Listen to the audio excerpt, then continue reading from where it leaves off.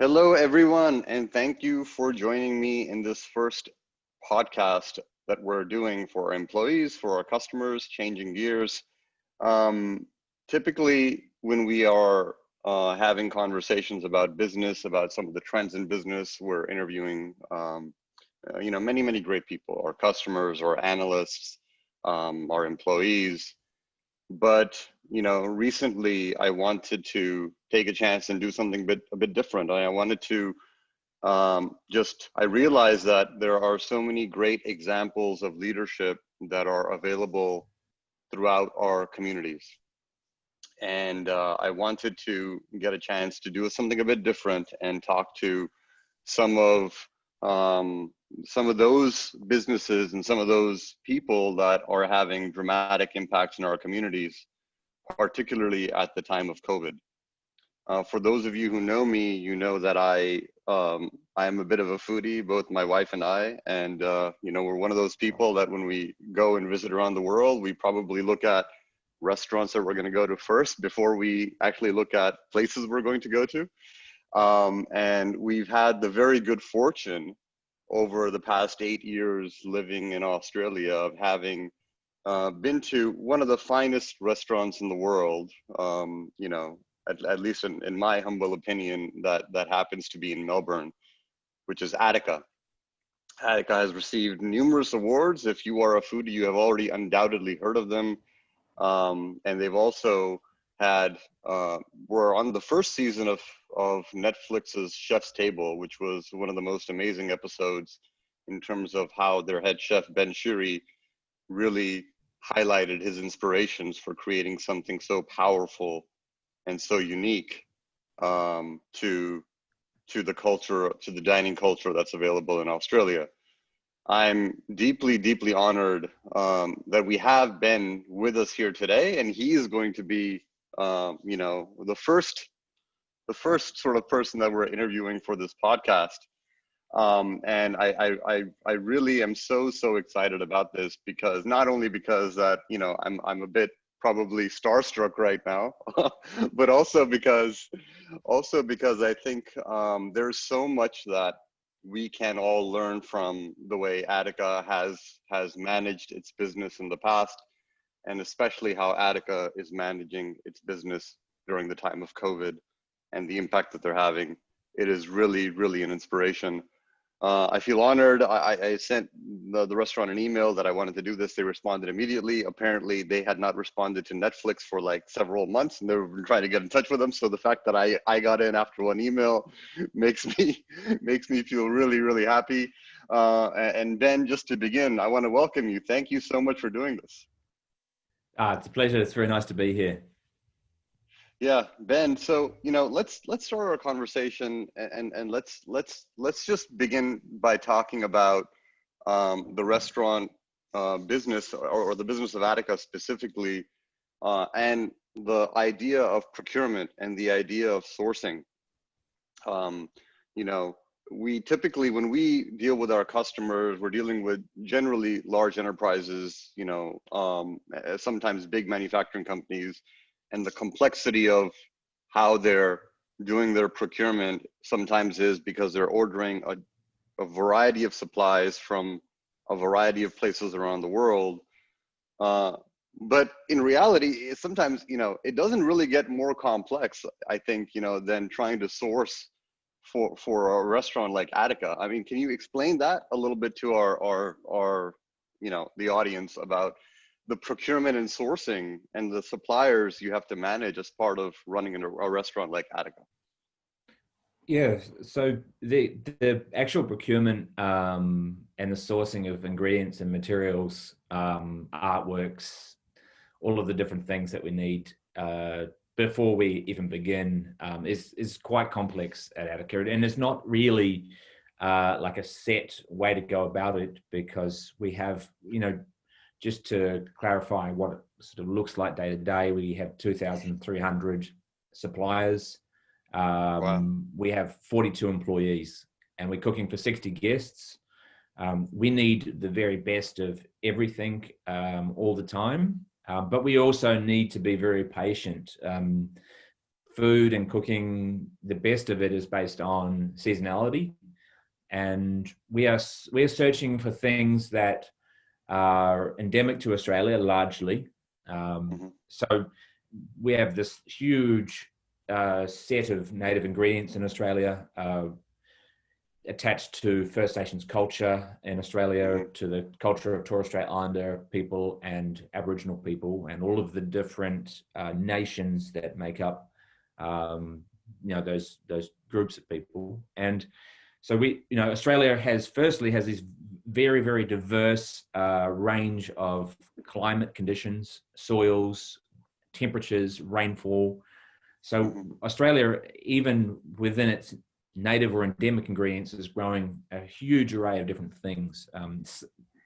Some of them are wild, some of them are cultivated, the vast majority of them are wild. We are sort of exploring the country, and in some instances, in many instances, serving these foods in a restaurant for the very first time.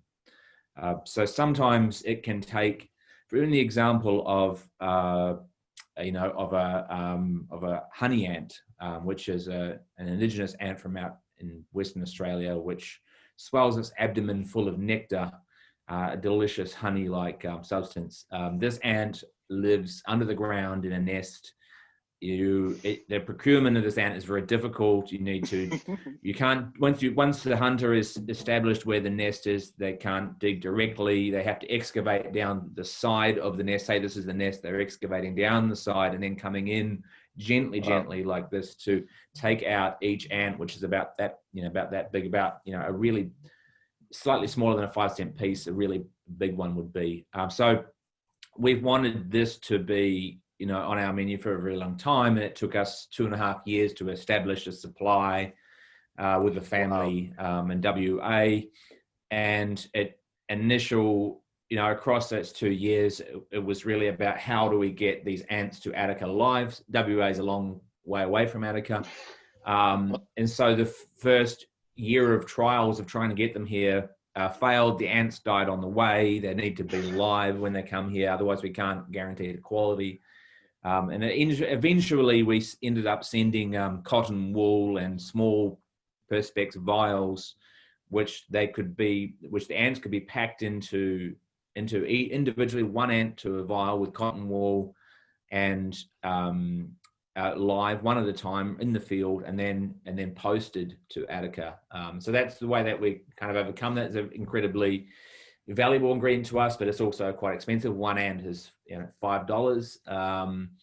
And so that's just one example of hundreds and hundreds and hundreds of other things. And sometimes we have a library of books on the products that we work with.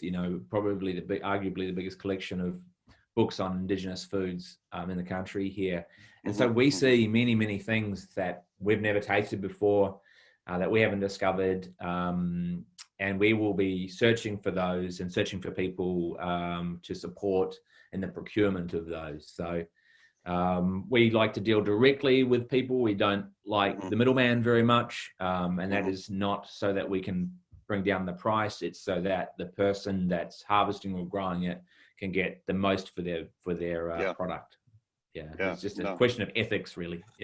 It's such a great story, and such a great process that you described to get one ingredient right, but it makes the impact.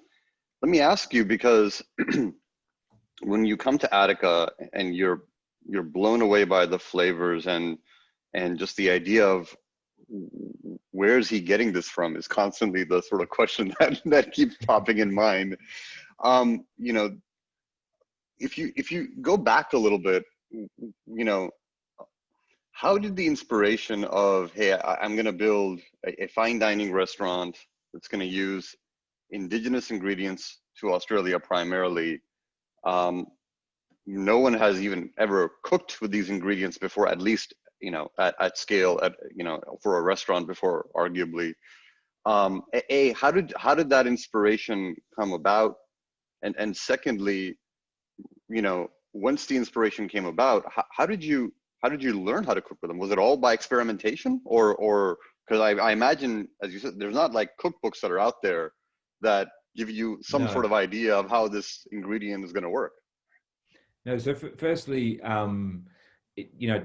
probably to qualify how I ended up where I am now in 2020, I grew up in rural New Zealand in Taranaki, Mm-hmm. on the west coast of the North Island, and in New Zealand, we're really fortunate to have a really strong Maori culture, First Nations Mm-hmm. culture, and I grew up around that culture, involved in that culture. I had Maori cousins. We cooked regularly using the New Zealand Maori method of the hangi, which is an earth oven. We spent time at the traditional meeting place, the marae. The Pa hill forts were on our farm where Maori had fought the English invaders. The history was sort of present and known, and the culture was celebrated. And my mother spoke to our Maori in the 80s, when it wasn't a thing to do. And so that's kind of what I grew up around, and that's what I knew. And because we're such we're a tiny island nation that's quite isolated, my inspiration was coming more from my own country and also from Australia, rather than the places that chefs are traditionally inspired by, like Europe, predominantly, and then to a lesser degree America.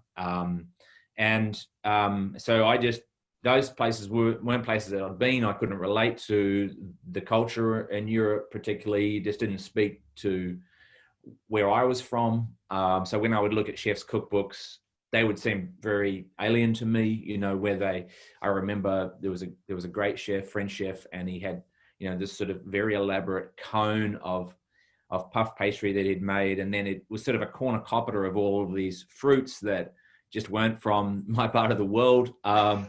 And I was just like, well, I'm never going to be able to make that, and so when I arrived, I moved to Australia when I was 25 to sort of further my education in cooking and keep working in, it was the natural progression. I've worked in the best places in New Zealand, and Australia is a much bigger country. Therefore, I wanted to learn from the great chefs of Australia. When I came here, it was a slow burn. Aboriginal and Torres Strait Islander culture is not as front and center as it is in New Zealand. Just generally, it's not celebrated. Our country doesn't celebrate it as a nation. We don't have a treaty with our First Nations people. There hasn't been a reconciliation process. We haven't even acknowledged the past. We don't know, what happened from 1788. We don't know about the genocides, the stolen generations. We just broadly as a nation, we don't really acknowledge that. We don't really want to, and don't seem to have an appetite for it. So the differences between the two countries in regards to First Nations people are very different. I was very, very aware of those differences coming here, and even just negative attitudes and stereotypes of Aboriginal people was just omnipresent. And so for me initially, because I hadn't grown up here and I didn't understand the history, it was something that I came to slowly. When I started Attica, in 2005, when I started at Attica, I was just an employee. But one thing I really strongly wanted to do was find my own identity in cooking. I felt like, the classical things I wasn't very good at. I was good at kind of creating my own language with cooking.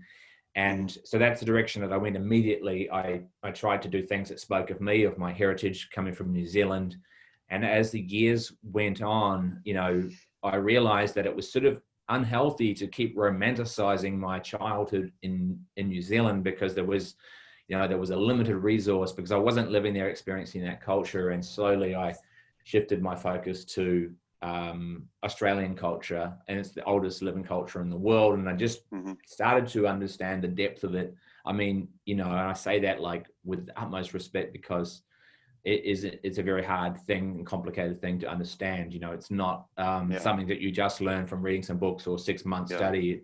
I've been involved in Indigenous ingredients and food and culture for more than 10 years, and I'm just at the beginning.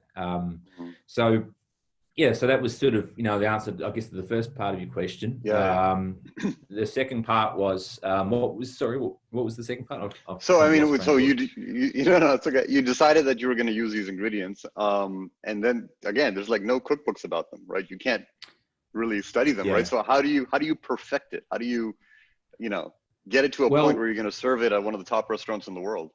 so Attica always has been probably the most experimental restaurant in Australia. That's not to say that it's the best or the worst. It has been the restaurant which has spent huge amounts of money on development and research. And I would say development and research are the two essential keys to this small business's success over the years. I've always spent far too much money, to be honest, on the research and the development because I'm an inherently very curious person and I have a high level of dissatisfaction with my own work constantly. And also, if you really want to be sincere about things and get to the heart of the matter, then it just takes a very strong commitment of study and research, listening, spending time on country with Aboriginal people, listening to what their incredibly amazing history of use of the products, and then here in a more practical sense, it's about working with a product over and over and over again in isolation almost before a guest or a customer would ever see it, and that can take that has taken years at times. That hopefully doesn't take as long now because, I got smarter and better at what I'm doing. But it generally takes months. And so it just means that every day you try something new, you sort of have a recorded history of what you've done and where you're going. I myself, I don't really need that recorded history. I have a very strong memory for what will work and what doesn't work and what hasn't worked. But recorded history is important for the people around you. And so, we have a document that we produce twice a week that documents what we're working on, what ingredients we have to use, what has happened, what is good, or is there any part of the process that was good, like a small snippet of a process that has failed because, it feels like it's about 1,000 to 1 failure to success. Right. Sometimes, and it probably is. So yeah, it's just about this constant kind of churn of development. And I think the driving motivating factor for the development is this feeling when I was a small boy that I had the very first time that I worked in a restaurant as a paid position when I was 14. I made lasagna, which was our family's special dish. And I served the lasagna to the guests. I very, very clearly remember the lasagna going to the dining room. I could see the customers. I was nervous about whether they would like it. And then I saw them put some in their mouth and smile. And I smiled and I felt incredible inside. Like, I'm a very clean living guy. Like I don't take drugs, but I can only kind of imagine there's some sort of intense euphoria that I felt, and I do have an addictive personality in a way, and so I wanted that feeling again and again. So when I'm developing things, I'm searching for something that's going to blow people's minds. That's my motivation, because I'll know, like I just know when it's there, and I can't wait to give it to people. So that might only happen honestly once a month, perhaps if I'm lucky, under normal circumstance, under non-COVID circumstance. And so I'm making something. I'm honing it. I'm not settling on it being good. It needs to be truly excellent. And then it's documented. The recipe's formatted, written down. The staff are trained. The front of house are educated. Everybody eats it. It's costed, priced. All of the nuts and bolts. Then it's released upon the guests. Hopefully they like it, but probably, if I'm being completely honest, I've been cooking a long time now. It's more important that I feel like it's something that is exceptional, because I think part of my problem in the past is maybe a bit of being over modest and not really believing in what I do is good or worthy. And so over the time, I began to understand that people were coming here from my expert opinion. And so sometimes you have to make, those tough calls about what is good and what isn't, and not really take into consideration whether or not it would sell or whether people would even like it. If you think it's good, which sounds wrong, but in our context, it hasn't been. Yeah. Let's talk about COVID, Ben, right? I mean, you're running this remarkable restaurant. COVID hit, and Australia started to go into lockdown. You know, running a restaurant like Attica is not cheap, obviously. What was your initial thought, right? I mean, as you were processing this information, what were you? I mean, I can only imagine, because there are industries that are sort of downstream affected, and there are industries like hospitality that are just immediately affected, right? What was your thought process in that, when you realized what this was going to mean? A day of despair, of complete and utter internal despair. It was my birthday, the 15th of March. It was the day that Right. I really knew that they were going to be closed. The government was going to close our dining room. The borders were being closed. We were rely upon about 25% international customers. The restaurant only works when it's full at 60 people, paying $330 per person for a tasting menu plus drinks. That's the financial model. Make a small profit on that with 42 employees. So that the thought was really deep despair, if I'm being completely honest with you. Very internal and very guttural. And the reason for that despair, I think, was coming back to how hard it was to get to this position for me. I didn't come from money. I have paid for my own education. I made my own way. I came to Australia with $500 in 2002, and for hospitality workers, it's really who are low income earners generally. It's very, very, very hard to ever get the capital to own your own business in a meaningful way. So a lot of people, end up just working for bigger business, or they just have to take business partners. I own Attica without any partners. And so, but I got to that position. I purchased the restaurant in 2015. I never thought I would. I put everything in on it. I bet my house. I sold, personal assets, saved all of the money that I could. I could have it. I just got there. It was just enough to purchase the restaurant.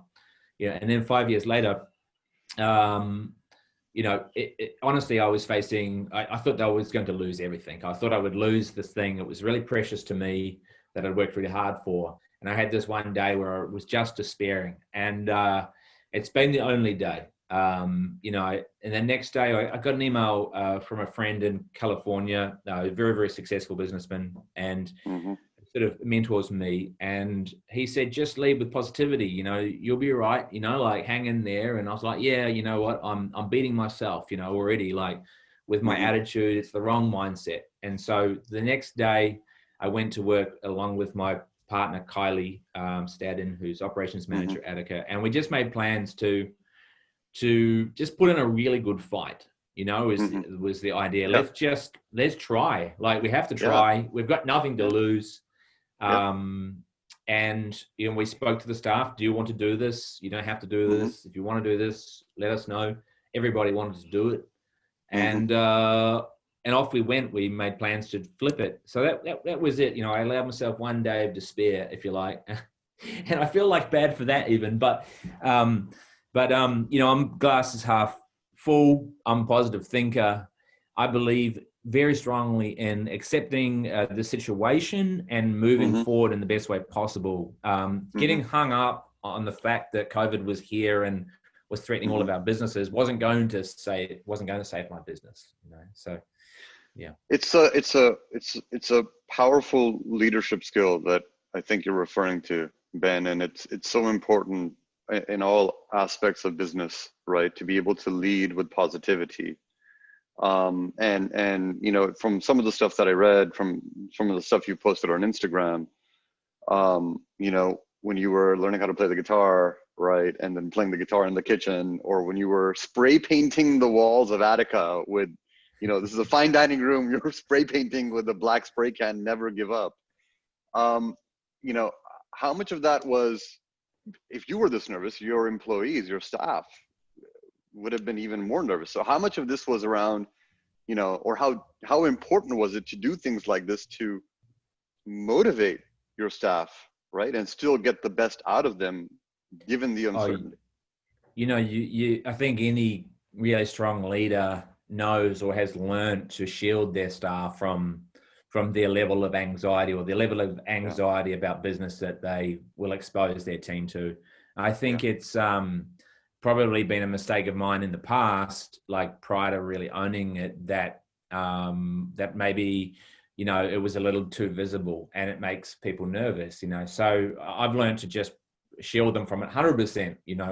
I mean, I don't think it helps them at all. I just want them to be able to focus on their job and do it to the absolute best of their ability. So, it's about elite performance. And for me, the responsibility rests with me only. If we make a mistake, it's my mistake. We might make it as a team, but it's always going to come back to me. So I take full responsibility for my business, and it is nobody else's responsibility. So, and that goes with, just being a positive and present leader, and, letting them know that it's going to be okay. That if we're sticking it together and we're in this for, the long haul. This hasn't been easy. Even before COVID, Attica had a torrid time for many, many, many years and came close to failing many times. And I've worked at places that have failed, So for me, it was just like, well, to me, in a way, business is problems, and it's how you'll overcome those problems. That's how you'll be judged, and who you overcome those problems with, So we have a really great group, very positive and resilient. And we figured we just attack this together. And I don't ever want to complain about, the issues that we face in business, because, if you're not facing any issues in business, I'm pretty sure that you've got the eye off the game. Like, I think that's just everyday life. It's not a negative thing. It's just, yeah. No, totally. I want to, so you respond to COVID, you talk to the staff, and you say, we're going to open up a bakery, right? And we're going to do this thing or try this thing of serving fine dining at home. So, firstly, when you do that, how do you still get yourself to tap into creativity when the stakes are that high? I mean, I can only speak from personal experience. It's very hard when you're so anxious, you kind of just want to repeat the motions, but the only way to actually get out of it is to innovate, right? Yeah, And to be 100%. creative. How do you innovate when the stakes are that high and there's so much pressure? I mean, any advice you can give on how to tap into the brain, right? we've got nothing to lose. We had nothing to lose. If we didn't try, if we didn't innovate and evolve rapidly, then we were gone. And it was a matter of weeks, not months. I don't have any debt in my business, but I don't have a lot of capital. And so that's probably a key factor to our survival, to be honest, because I'm quite old school, quite old fashioned, and we pay all of our bills every Wednesday, and we calculate all of the ones that are coming, all the taxes and holiday pay and everything. It's all just, that's how we do it. It's all set aside, and all of the suppliers are paid every Wednesday. So I didn't really ever consider that might be a business strategy that would actually save us in very hard times. But it just gave me a level of comfort just as a person that is not very focused on purely profits, if you know what I mean. Like responsible businesses should be profitable. Sustainable businesses should be profitable. But beyond that, it's not like a big focus. And so in terms of just, I think, desperation is kind of the mother of necessity in this case. It's just, we wanted to, I deeply wanted to. And finally, if you like, maybe there was a realization dawning on me, and I'm talking across hours, not days, because we had to pivot so swiftly. I think we had about 4 days to establish 2 new businesses. But if I'm being honest, I'd started to grow weary and a bit tired of the shackles of fine dining and this very small box that I was always being forced into. And I'm a bit of an outsider as well. I have a different mentality than is perhaps, largely experienced in fine dining around the world. And some of the things that restaurants do, they didn't sit well with me. And so I was probably at a point where I was like, I love running Attica, but I don't, Attica doesn't want to be like any other restaurant. And, we've been kind of judged by these global awards, and this feels a little bit phony. And I like just having really good direct relationships with people and my customers, and nothing else kind of matters beyond that, And so when this opportunity came knocking to change, I suppose, I just embraced it. I mean, I live in a world of constant change anyway, and I probably bring about more change than is necessary or healthy in my business. Because I like that fluidity that, that exists in a vibrant, creative place. And perhaps in some aspect, I've viewed Attica as kind of somewhat of an art project over the years as well. And so those are the reasons, really. Desperation, facing certain bankruptcy potential, and just saying to myself, this can't be the end. How can this be the end? We've been through so much already. And that can't be it for us. Plus, I was terrified for my staff, I should say, and it really was the first and foremost thing in my mind, more than I was scared of losing my company.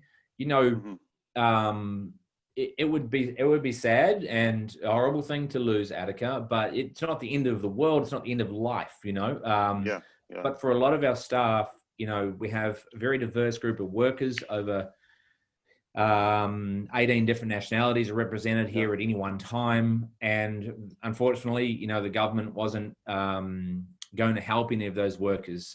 They weren't eligible for JobKeeper or anything like that. So for almost half of my labor force, they would be basically out in the street if Attica failed. So really that was a very strong driving force. Hey, I got to come to work every day and look you in the eye and ask you to do this stuff for me. Yeah. But then when the chips got down, I didn't fight for you. I mean, you've done so much for me, really. Come on, what sort of man am I if I don't, if I don't lay everything out there and give it a red hot crack, then I think everything that I was talking about prior to this seems kind of fake, And so I wanted to be somebody that they would believe in, and knew that, I wanted to let them know that even in the most difficult time that our company's ever faced, that I would have their backs to the end. Yeah. And so, we decided to do this bake shop. I also, I'm pretty pragmatic. I could see that, I think there was some statistic that I saw one day, there were 250,000 people who had lost their jobs in Melbourne. And I'm like, well, that says to me, actually there was, even prior to that, I've got to tell you this little story because it's kind of amazing.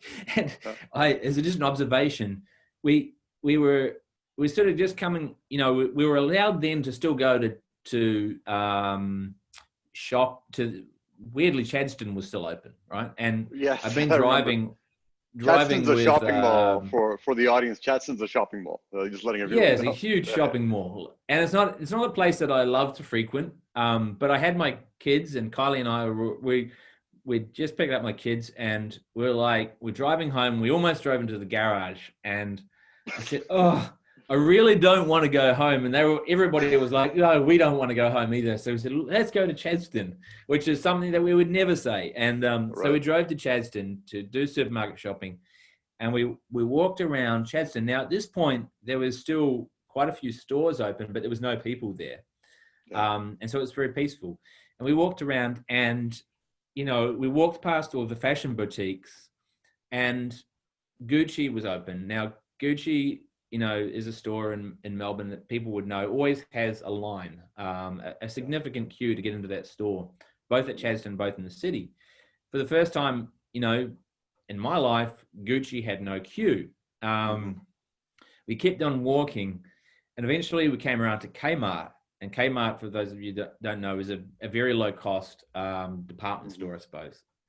There was a limit of about 400 people allowed in the store, so a lot. And there was a line of about 150 to get into the store. And I'm thinking to myself in this moment, well, Attica, is at the more at the Gucci kind of end of things with its price, and But right now what I'm seeing is that, things need to be more at the Kmart end of the spectrum. So I could predict very easily that any kind of learning about business that I needed to know in COVID was definitely at that end. There's a huge demand for one thing at a low price and no demand for something at a high price, really. So we set our prices in the bake shop from $8, and people came to the bake shop. We only did it for 1 week, and we couldn't handle. We were so busy that we couldn't handle doing that, and also Attica at home, which is our takeaway and delivery business. We couldn't handle both, and we just did. And also the lines for the bake shop were long, and it made me uncomfortable. But people came and they said, I lost my job. This is my last paycheck. But I wanted to come and spend, $7, $8 with you, and we really, really appreciate you doing this. We always wanted to try your food and we couldn't afford to. And I was like, wow, that was a very heartfelt time. And that was many months ago, probably 6 months ago. And now I feel like I'll never forget about those people again. And the community kind of spoke to us and said that, we really appreciate you guys doing this, and it's amazing for a business to hear, because it's a commercial operation, we're selling things. We're not a charity, Right. So when you, one of the things that was interesting when you opened the bake shop, and, even though it was only for a week, you still have some really amazing baked goods that you do through Attica at home. What I realized, again, just reading some of the stuff you had written, is that originally you were fearful of baking. Is that right? I mean, it wasn't your thing, right? Which I was surprised at. So how did you think that, okay, I'm going to pivot to something and maybe like conquer a bit of a fear at the same time? Love overcoming. Well, I'm drawn to the things that I'm bad at.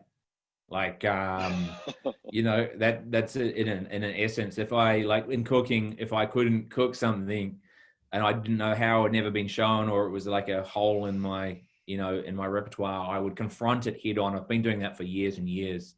And maybe baking was kind of the last frontier for me, in my skill set. And it is weird, though, that I would do that in a crisis. And I think there's probably some slightly perverse part of my personality that is drawn to suffering or pushing yourself beyond what you feel is you're capable of. And I would say that I worked, sort of 20 to 21, 22 hours a day that week. Yeah. And it's very dangerous to work like that for a human, I've got to say, because I did end up in a bit of a hole at the end of the week. But it just felt like, it's just, it comes back to example setting, just wanting to, set just a really strong example to people and to the community as well, because I feel, a sense of leadership to my industry, but more than my industry, to the greater community, to just set a positive example that, Attica is a really good example, of a very unlikely restaurant that should have never survived, but somehow keeps on surviving throughout its history. And I think people like that story, so just wanted to keep it going. Yeah. So you're innovating constantly, sort of, right? Because we have to get Attica at home to work, which is a fine dining experience at home. I've ordered it a few times, and it's an amazing experience when you get the box and then you get a letter from Ben and he tells you, okay, turn on the oven, put this in the fridge, turn music on, start relaxing yourself. And the experience of actually plating it and getting it together is really a lot of fun, right? It's nice to hear. And it's something that, my wife was saying, I would never expect that I could have food of this quality at home, right? So that adds an interesting dimension to it, which would not have been possible before. But one of the things that I want to talk about is that how do you, so many of the things that you put on that menu were things from either the past or were things that you had experimented and had decided that you wouldn't use, right? And the reason that's interesting is because in business, there is, even when we talk about startups in the tech world that make it big, one of the words that's often used is timing, right? That it's a great idea, but the timing isn't right, right?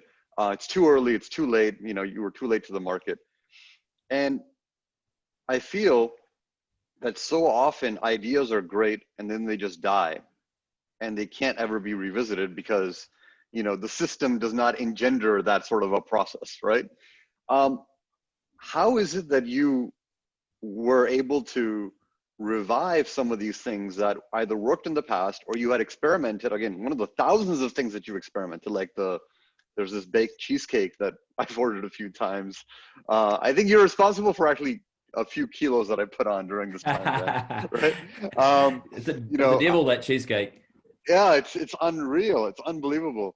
But again, you had tried it several years ago as an experiment and had never put it on the menu. How is it that you said, okay, well, this I think is going to work now, or this, you know, the lamb dish that you have, the dish that saved Attica, as you call it, right?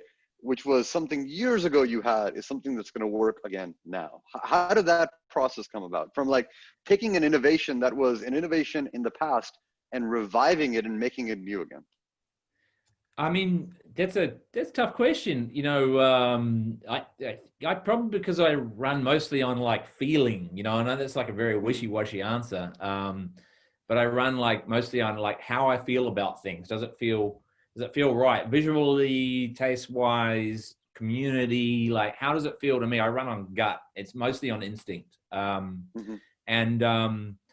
you know, I guess I have like, you know, a memory of things that were like really good, but a lot of these things didn't kind of fit the cultural context, probably more than anything of what we were trying to achieve in the dining room. And it didn't mean that they weren't like really fantastic dishes, but they just didn't fit into my small vision of what like Attica was or what Attica could be.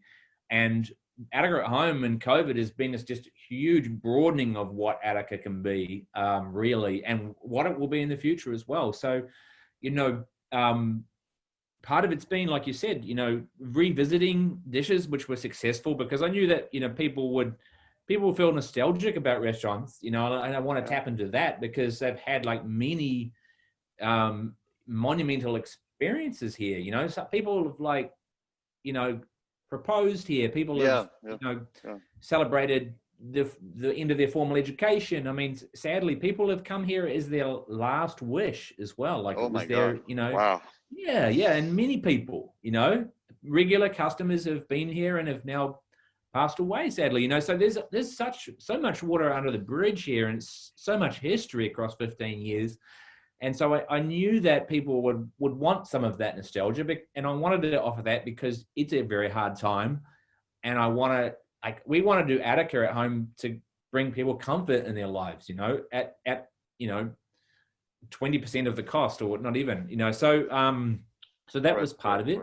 Then the other part was, well, you know, we were fortunate perhaps that we'd spent probably hundreds of thousands of dollars on research and development, and while those ideas at different points in time didn't fit the context of what we were doing, you know, in the restaurant at any particular year, you know, they did fit now because I felt like a loosening of the belt, if you like.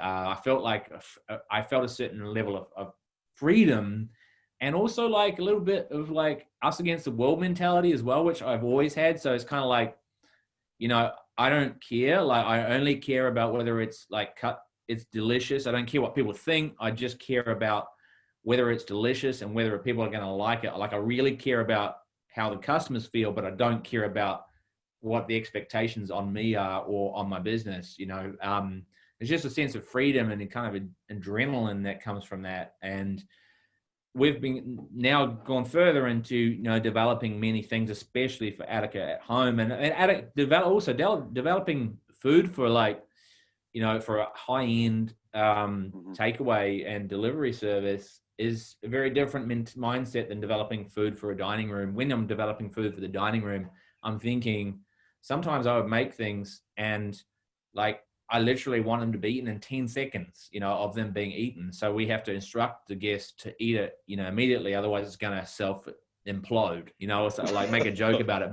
But it can't sit there for 5 minutes because it won't be good.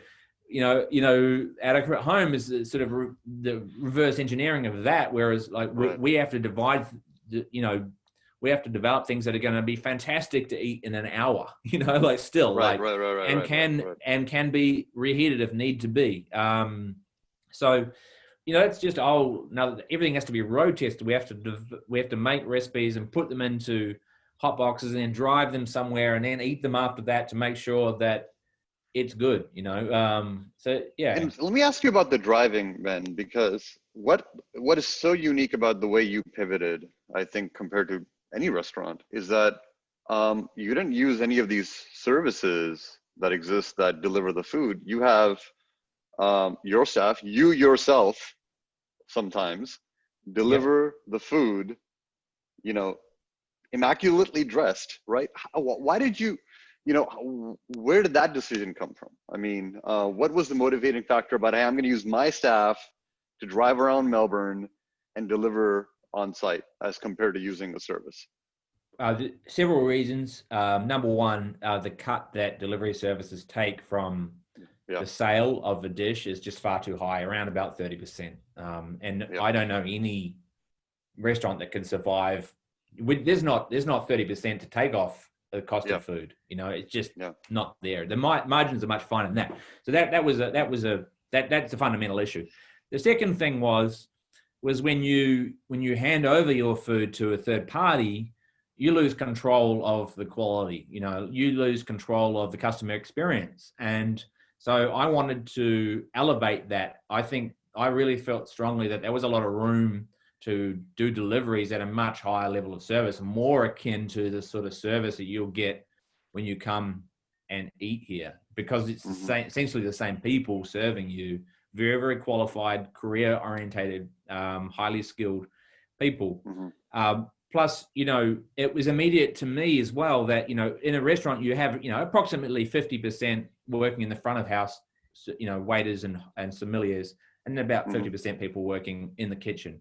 So I needed a job for all of those front of house people to do. You know, I needed something, you know, I'm paying them regardless, and I needed a specialist job that they can do, but not just so that I can make the best use of their time, so that they would also have a high level of good mental health. You know, they need to feel like they're a part of this and fully invested in this process.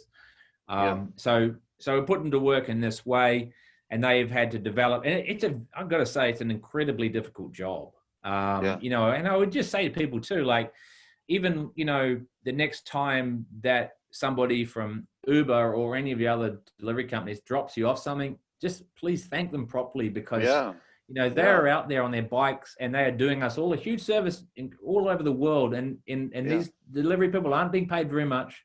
And, you know, I would just have so much more admiration for what they are doing now that I've had to do it myself and put myself in that position. I would say that for me, doing deliveries is more stressful than cooking in a service. Oh, wow. It's intense, you know, and, you know, you have a schedule, there's timing, you know, you're hustling, running between, you know, your house and my car. And it could be raining and wet and cold, which it has been so many times, and you can barely see the road. And then you have to get out and like smile, you know, like, and really try to be really warm, you know. Hey, it's so great. Thank you so much. Yes, thank you. You know, like, you're saving our business. You're awesome, you know. And it's a very sincere thing as well. It's not like a put on thing, but, but I should say, like, you know, I have to really credit Kylie Stadden, operations manager, and my partner with the logistical side of Attica and helping to build the interface with our technology partners, because that had to be done in 4 days, and it was done flawlessly, really. And I'm just like, without her, like, we wouldn't have been able to do this, you know. You've got to have good people around you. Everybody knows that in business, right? Absolutely, you know? Absolutely. You can't really do anything yourself alone, right? I mean, you can try, but like you won't get very far. And speaking of good people around you, Ben, let's talk a little bit about suppliers, right? You know, one of the things that you did during COVID was that you really, I mean, I'm sure you did this before as well, but it became a bit more visible, I think, was how you collaborated with other suppliers and other partners around Melbourne to produce new dishes. There was one specifically, I think, there's a very famous croissanterie in Melbourne a loon. Yeah. And, Yes. I mean, first of all, the dish you created, which was called Dave. I don't know where you got Yeah. the name from, which is interesting, right? But what I was surprised by is, I mean, you decided that you would do that collaboration, right? And you didn't say that I'm going to make the pastry myself, right? You could have, right? What Hmm. pushed you to say that I'm going to go and partner with this other bakery and use this as a fundamental ingredient for this dish? Well, a couple of things. Firstly, Loon, in my opinion, is the best croissant maker in the world. Yeah. We're really lucky in Melbourne to have them here. Yeah. And Kate Reed, who's the founder, Kate and Bobby, great people and friends of mine. I just think I really strongly believe that you can't be good at everything, Yeah. and you need to focus your attention on what you're good at. And the main thing I learned in business, was I had really good advice from business mentors when I took over, who connected me to people who were experts in their field, whether it be in accountancy or bookkeeping, in legal advice. And I have so much from those relationships, and those mentorships. They're of such incredible value to me. And so now, like, really how the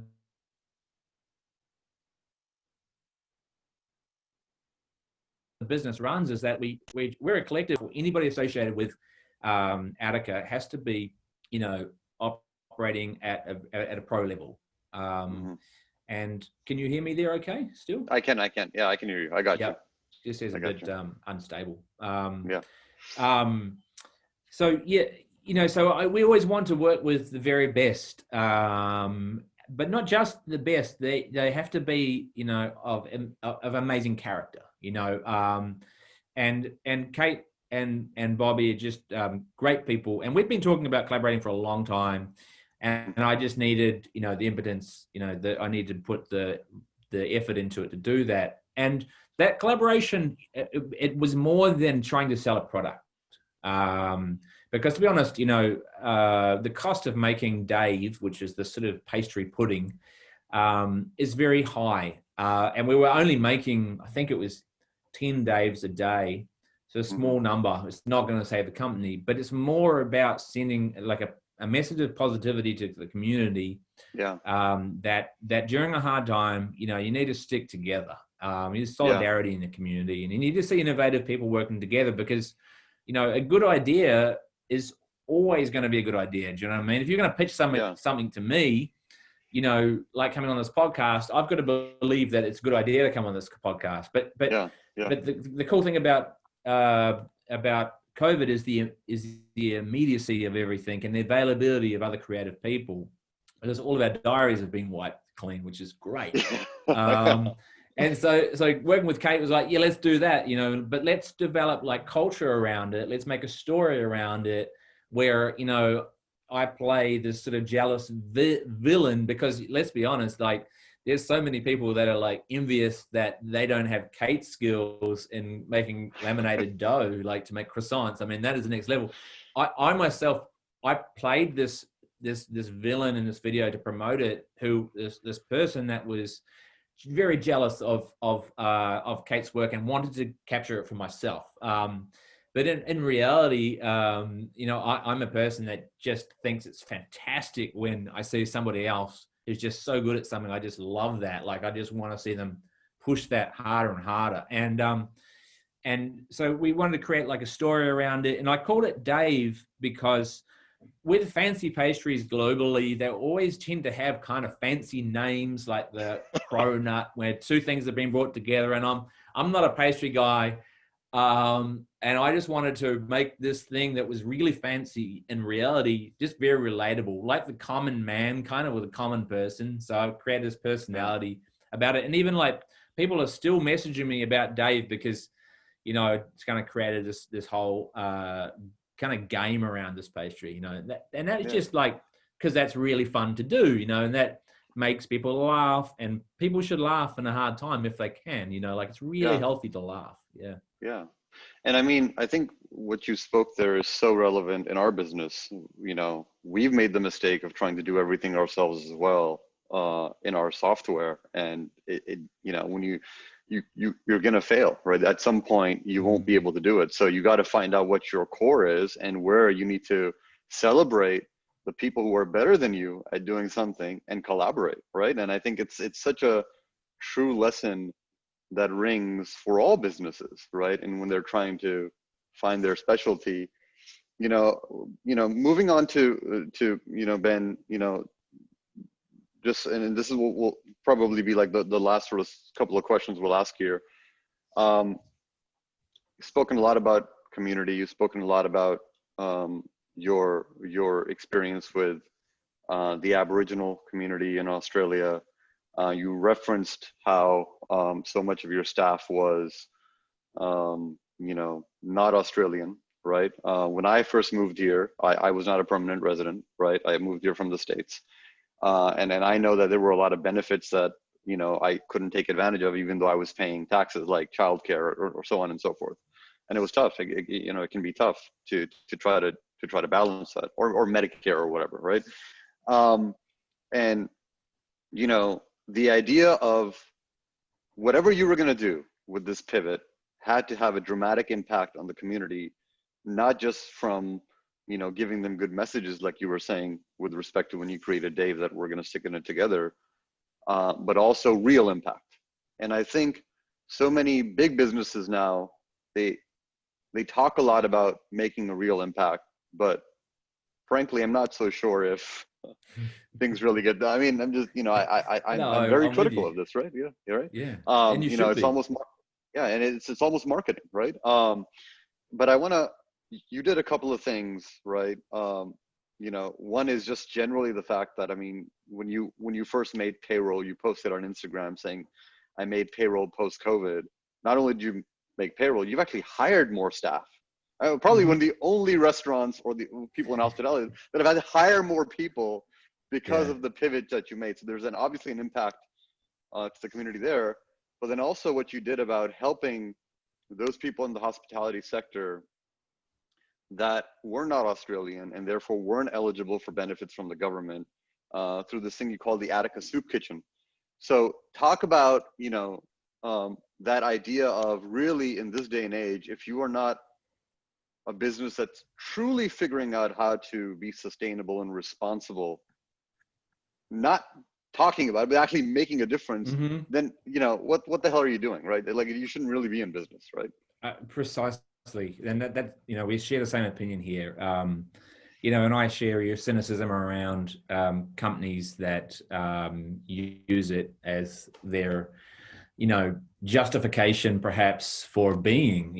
My opinion is very simple. And my actions are simple. The best companies don't just seek to take from society, but always contribute to society. So that's kind of the fundamental core value of my business. I'm selling a product, to the community. I have had a level of success. I have a strong desire and a need, frankly, a responsibility because of my privilege to give back, and we as a business had done a lot with a lot of charity work and a lot of, I would say sort of social work. And it's a bit different, perhaps, it looks different than what it would for most companies and most restaurants, because so much of what we were doing prior to COVID was based around meeting somebody that needed a hand, and, a good example, and most of these things we've never talked about. So, a really great example is young Indigenous Winter Olympian, Harley Windsor, who was the first Aboriginal man to represent Australia at the Winter Olympics. He's a pairs figure skater, extraordinary young guy, extraordinary talent. For no reason had his funding cut, and I knew his sister through food, Sharon Windsor, and a wonderful family. And I saw that he had his funding cut. So, we got together a group of people to raise money so that they could continue. Now, I never talked about that because it's not necessary to talk about that. That's just something that I could do very easily, to host a couple of morning teas at Attica with, get a together a group of people of means who frankly can afford to give and should pay the rent, if you like. Absolutely. And I don't need to promote that, because that's just like something that I should be doing as a course of my week anyway. So that's just one example of the multiple things that we would do. And sometimes it's not even, about raising money for people, but about connecting people that need a hand. So, somebody that has an idea, like I have a buddy that has an idea to start, an Indigenous basketball academy, which is a great idea because basketball is a sport that doesn't have proper pathways for young Indigenous players in a culturally safe environment. And so, I can connect my friend to other people that can help him write a business plan. And that's no big deal for me, but that makes a really big impact in his life, And because I'm my business is learning from Aboriginal people, and they're sharing all this knowledge so generously with me. It's like my responsibility to keep turning that wheel, both in the educational sense, but also in a helping sense, where you can. It's not a big deal. And because of COVID, because COVID had hit, when we had to focus solely on the survival of our company for a while there, it felt weird. It felt really weird that we weren't, that we'd had to just put those things on hold. And then, as the pandemic continued, we realized that so many hospitality workers were losing their jobs, and so many hospitality workers come from somewhere else, including me. That they'd lost their jobs, and that they had no pathway to getting any funding from the government because they've been excluded from JobKeeper and JobSeeker. And they didn't have any pay, and even worse than that, in a lot of cases, because they'd been sponsored by an employer, that they weren't allowed to go and get another job anywhere else. So they couldn't work for their employee, and they couldn't work for anybody else. Just madness. So they're stuck in Australia. Crazy. There's no flights, or their flights are too expensive. So they don't have the safety net like people born in Australia have, of potentially living with mum and dad.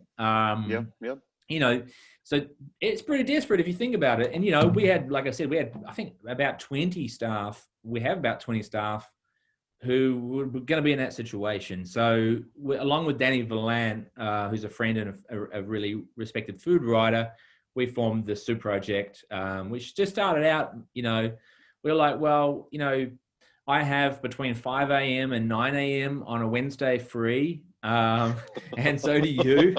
So let's address this problem, both in a practical sense and in a political sense, let's bring light to this problem, because these are our people. Now, we must not forget that the foreign workers, we've invited them here. We said to them as a country and as a government, hey, we need you and we want you. We want your unique skills. We want your great attitude. We want you here. We need you here. We can't run this country without you. And then as soon as things got tough, we said, you know what? You're just going to be cut out of all help. We did want you, but not right now. To me, that didn't speak to the Australian values that I hold dear.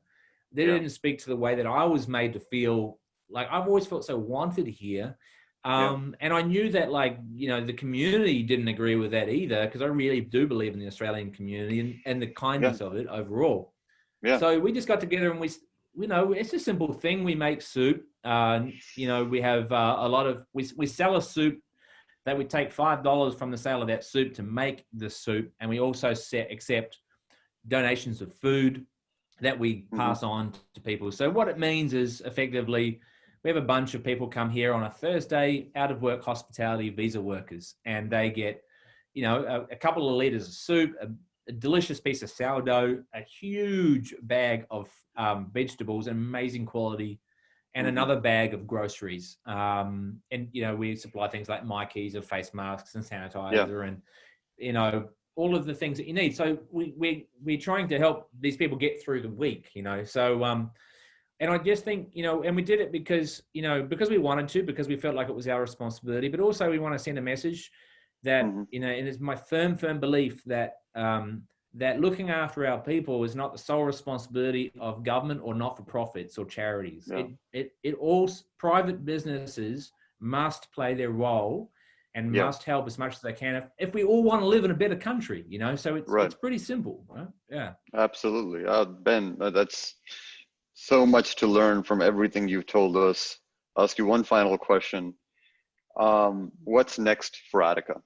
Right? I mean, you've done this remarkable pivot, right? I mean, there's a part of me that's like, because we're all in lockdown, and you know, the numbers in Australia are starting to look better now. In Melbourne, they're starting to look better. Hopefully within the next few weeks, things will start easing. And one of the things that my wife and I are like, okay, we need to go out, right? And then when you think of places that you would go out to when restaurants open up again, you know, I'm sure many people are like, that experience, it's relatable, it's powerful.